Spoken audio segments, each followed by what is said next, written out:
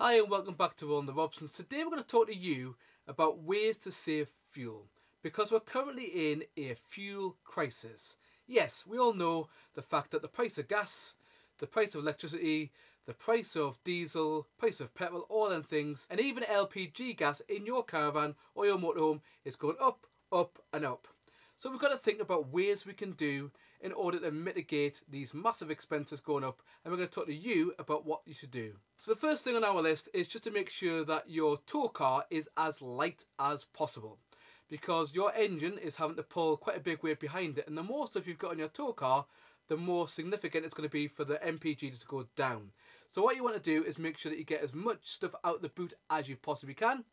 Make sure in the footwells, glove compartment, you make sure every single thing before you go on a big trip is completely gotten rid of. Because you know just that the more weight that's in the car naturally, the lower the MPG.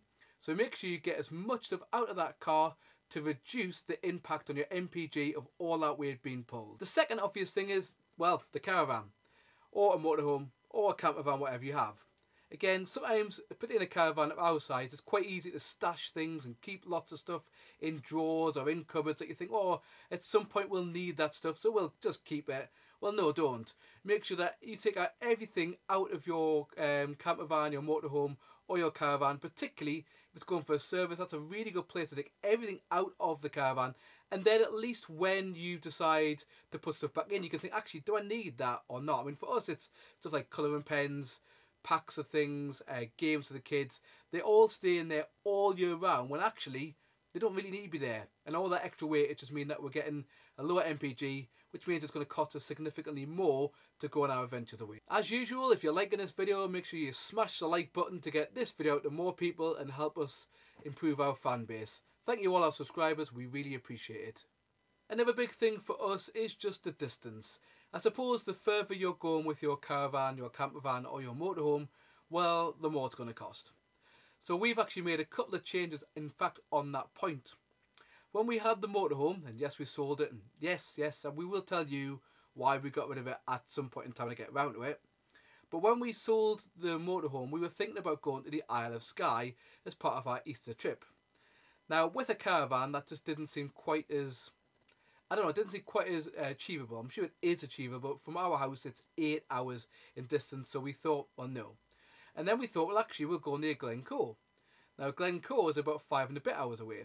But when you add up the fact that a tank of diesel, it'll take at least a tank of diesel to get there, maybe a bit more, we're talking £100 on diesel there, £100 on diesel back, plus trips out. So let's say £130, which I know it isn't a massive amount of money, but for us as a family, it just became to the point where I was like, well, actually, that's too much money, so let's kind of bring that back down and let's just not think about having that expense. So instead, we're still going to go to Scotland. We're just going to go to the southwest of Scotland, and it just means it saves us a bit more money. The other thing is, even trips around the area, we normally go an hour and a half to 2 hours from our home, because that kind of seems at the point where you think, well, it's worth it going away, because if you drove there the car 2 hours there and getting set up 2 hours back kind of thing is quite a long time. So we thought, well, actually, why don't we do shorter trips? So on the calendar this year is to go someplace that are only about 45 minutes away. And again, you might think, well, is there any point? Well, we think there is, because at least when you get there, you're not going to drive 45 minutes to each separate destination when you've got the car. So for us, it's going to be taking shorter trips. That could be exactly the same thing with the motorhome or whatever else you own. The other thing is, if you're going to drive up lots of big hills, again, I appreciate it might give you more epic or stunning views, but the more you're driving on big hills, but if you have a big caravan like ours, that's like 1.7 tons on the back, that is going to drag your fuel. So just think about all those little things that can help you save fuel, and hopefully by helping you save fuel, you can go on more adventures. Another thing we've been thinking about is the price of sites. Now, the price of sites is going up. Now, we're not blaming the campsites, because obviously at the end of the day, they've had a really rough couple of years. So they're going to put their prices up.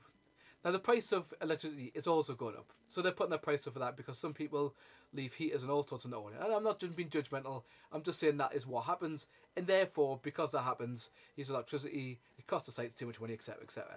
I mean, even sites like caravan sales that used to be, or we used to a couple of years ago find them for £13, £14, they're easy, a lot of them £20 now. And I can totally appreciate why. So one of the things you could do, which isn't really saving fuel or the crisis, is just consider instead of going to those big massive campsites, which, you know, if that's what you want to do, that's what you do. Can you go somewhere that's a bit cheaper, particularly like CLs or smaller sites? Because those sites are going to have £15, £20 a night rather than £40 a night. Saves you a lot of money. The other thing that's going to really save us money in the long run is we've got a safe fill bottle. So we've got a safe bottle just below me here, and that means that we don't have to pay the expensive Cala or whatever else's prices. Now, again, they're a business, they're trying to make money, but in my opinion, Cala's gas prices seem a bit high. So what we did a couple of years ago was, for my birthday, like, magically, special presents. What do you want for your birthday? A gas bottle. For my birthday, I put some money together with family and things and bought myself a gas flow bottle. And what that means is the fact that at any point in time, I can take it along to a petrol station like Morrison's that are quite good, and I'm paying 70 to 80 pence a litre, where with Cala it's significantly more. Now that only really works if you're going to use lots of gas, which, to be fair, we don't use lots of gas. But the biggest thing for us is at any point in time, particularly when we go to our trip in Europe, we can just say, right, before we go, absolutely top that up, and then we don't have that issue. Where with a Cala gas bottle, we've got to wait till it's empty, or we've got to buy a new gas bottle with a new lease and all that kind of thing, and it just becomes, well, mega expensive. There is one of options saving fuel. You could even consider towing your caravan with an electric car. Now, there isn't a lot out there that would probably do the job, but recently Andrew Ditton, and thank you for that, Andrew, showed us his towing his caravan. I think it was 1.5 tonnes with an electric car.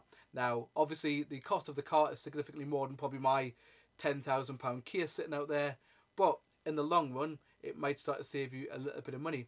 So maybe you could consider moving over electric, which I think more and more is going to start becoming a little more viable than it was a couple of years ago.